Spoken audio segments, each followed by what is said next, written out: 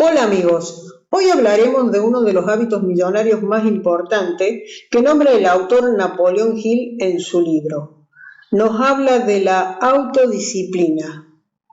Él nos dice que tenemos que mantener nuestra mente ocupada en todo momento, con todas las cosas y todas las circunstancias y todos los deseos de nuestra elección y estrictamente fuera de las cosas que no queremos. Mantener nuestra mente fija en las cosas que queremos en la vida y fuera de las cosas que no queremos.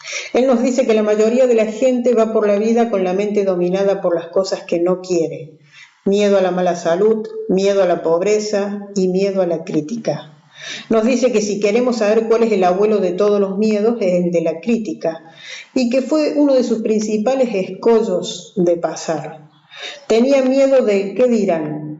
Nunca llegó a saber quiénes eran ellos, pero lo cierto es que les tenía miedo. Él nos habla en este capítulo de su libro Hábitos Millonarios, un método que él utiliza y ejercita para la autodisciplina. Él nos dice que nosotros debemos tener un método, que puede ser el que él nos indica en el libro o alguno propio. Nuestra recompensa para tomar posesión de nuestra propia mente y mantenerla fija en las cosas que queremos consiste en el dominio de tu propio destino a través de la guía de la inteligencia infinita. La pena por no dominar nuestra propia mente o no disciplinarla consiste en que nos convertiremos en víctimas de los vientos vagabundos de las circunstancias. Si no aprendemos a dominar nuestra propia mente y a mantenerla enfocada en las cosas que son beneficiosas para nosotros y fuera de las cosas que no son beneficiosas, nunca lograremos lo que queremos. Él tuvo que reconstruir su propio carácter a través de la autodisciplina. Para ello fijó 13 puntos diferentes. Nos dice que a medida que avancemos en la lectura de dichos puntos o en el análisis de los mismos, los comparemos con nosotros y veamos en qué pueden beneficiarnos ejercitar la autodisciplina. Antes de continuar con el video, les quiero anticipar que no va a ser un video corto, pero sí les sugiero que lo escuchen hasta el final. Estos 13 puntos que vamos a analizar a continuación a mí me han servido y espero que a ustedes también. Debo decir que leí en varias oportunidades el capítulo, así que supongo que ustedes también tendrán que escucharlo atentamente y compararlo con lo que ustedes están viviendo en su vida. En primer lugar, de esos 13 puntos, al principio él nos dice que no tenía confianza en sí mismo, que siempre buscaba la cooperación personal y que al buscar esa cooperación y anhelarla, aprendió más tarde que no la necesitaba. Aprendió que podía hacer el trabajo por sí mismo si creía lo suficiente en sí mismo. En segundo lugar, tuvo que ganar disciplina sobre sí mismo para dominar los 7 miedos básicos, y especialmente el miedo a la pobreza y el miedo a la crítica. Fueron sus 2 grandes escollos. Para superar el miedo a la crítica, lo primero que hizo era no enojarse cuando se la hacían, sino que empezó a examinarse a sí mismo. Primero examinó a la persona que lo criticaba para ver si era capaz de hacer una crítica inteligente. Si lo era así, entonces se examinó a sí mismo con mucho cuidado. Y que a través del tiempo, a través de los años, observó los beneficios de las críticas de los demás y aprendió a mejorarse. En tercer lugar, tuvo que usar la autodisciplina para eliminar sus limitaciones autoimpuestas. Sería interesante que hiciéramos un inventario de aquellas circunstancias que nos limitan a nosotros mismos, empezando por nuestros ingresos. Las personas que se encuentran en determinados niveles de ingresos permanecen ahí prácticamente toda su vida, principalmente porque no aumentan esos límites y aspiran a algo mayor. Nos dice que no hay razón para que nadie se limite en cuanto a sus ingresos. En cuarto lugar, tuvo que usar la autodisciplina para reconocer y aceptar su poder de usar su propia mente y dirigirla hacia los fines que él eligiera. Nos pide que pensemos en nuestros propios corazones y mentes. ¿Hasta qué punto estamos ejerciendo el control sobre la misma?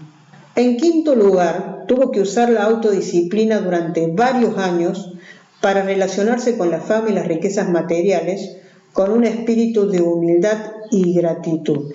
Si no tienes gratitud, lo más probable es que no disfrutes de esa fama ni de esa fortuna. En el sexto punto nos dice que tuvo que usar la autodisciplina para sembrar las semillas del servicio antes de intentar recoger una cosecha de recompensa. Nos dice que la mayoría de la gente en el mundo necesita disciplinarse, reconociendo que antes de poder cosechar, primero hay que sembrar. Que la mayoría de las personas en el mundo de hoy están tratando de cosechar antes de sembrar. Están tratando de obtener algo a cambio de nada, o tratando de obtener algo por menos de su valor, tratando de encontrar una ganga en el mercado de la vida. Nos dice francamente que la vida no tiene gangas.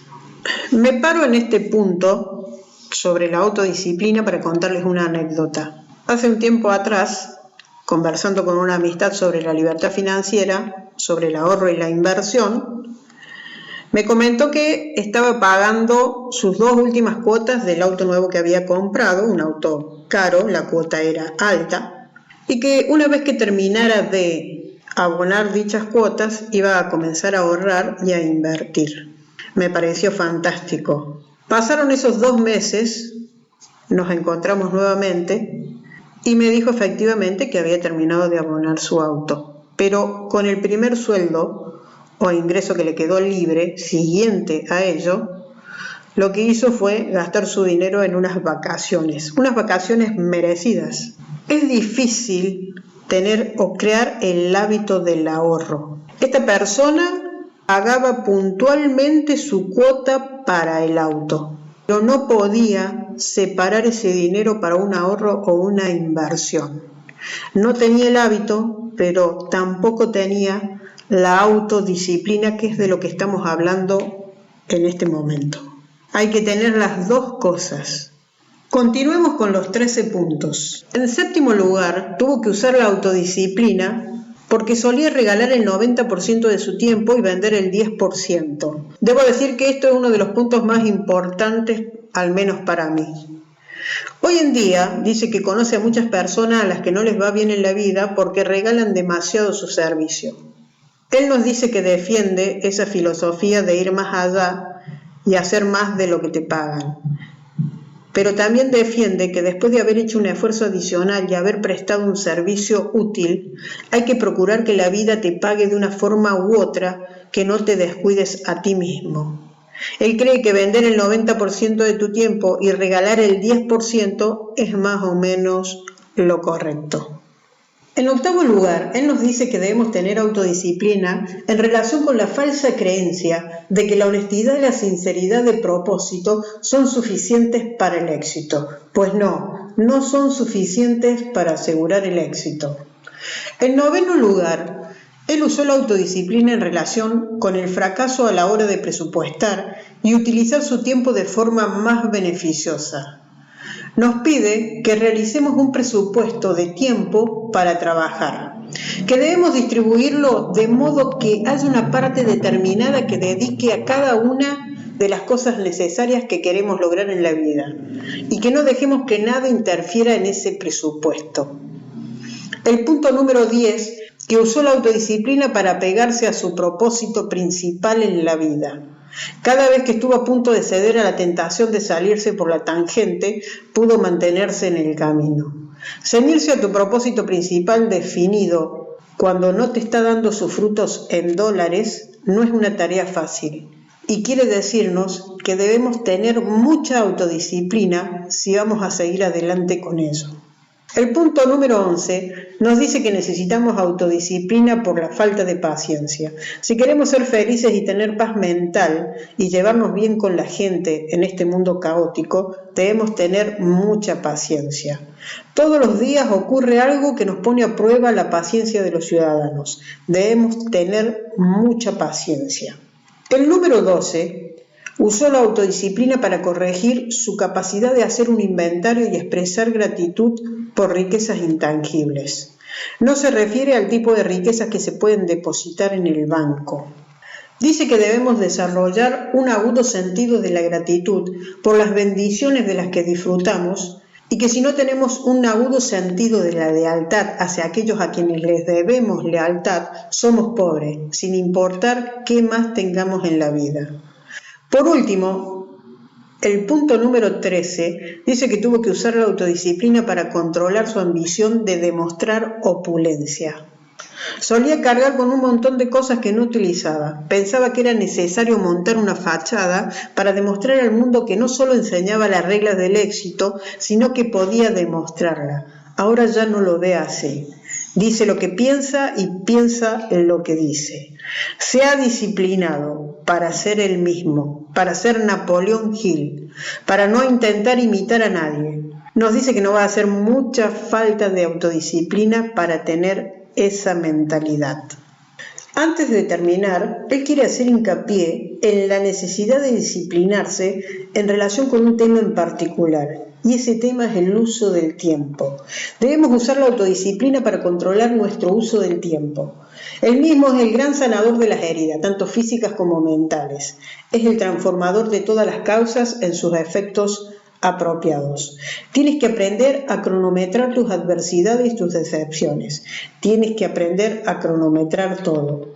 El tiempo puede transformar las heridas del corazón y las frustraciones de nuestra vida cotidiana en valor, resistencia y comprensión. El tiempo es el maestro manipulador de la ley universal de la fuerza del hábito cósmico, el fijador de todos los hábitos, tanto de los seres vivos como de las cosas inanimadas. El tiempo es también el maestro manipulador de la ley de compensación, a través de cuya operación cada uno cosecha lo que siembra. El tiempo no siempre opera la ley de compensación con rapidez, pero sí lo hace definitivamente, de acuerdo con hábitos fijos y patrones que el filósofo entiende y por los cuales puede predecir la naturaleza de los acontecimientos venideros mediante el examen de la causa de la que tuvieron que surgir. El tiempo es también el maestro manipulador de la gran ley del cambio, que mantiene a todas las cosas y personas en un constante estado de flujo y nunca permite que permanezcan iguales durante 2 minutos seguidos. He aquí un resumen de un ensayo que escribió, titulado Mi compromiso con el Doctor Tiempo. Número 1. El tiempo es mi mayor activo y me relacionaré con él según un sistema presupuestario que establezca que cada segundo que no se dedique a dormir se utilizará para la superación personal de un modo u otro. En segundo lugar, en el futuro consideraré la pérdida por descuido de cualquier parte de mi tiempo como un pecado que debo expiar para poder hacer un mejor uso en el futuro de una cantidad equivalente de tiempo.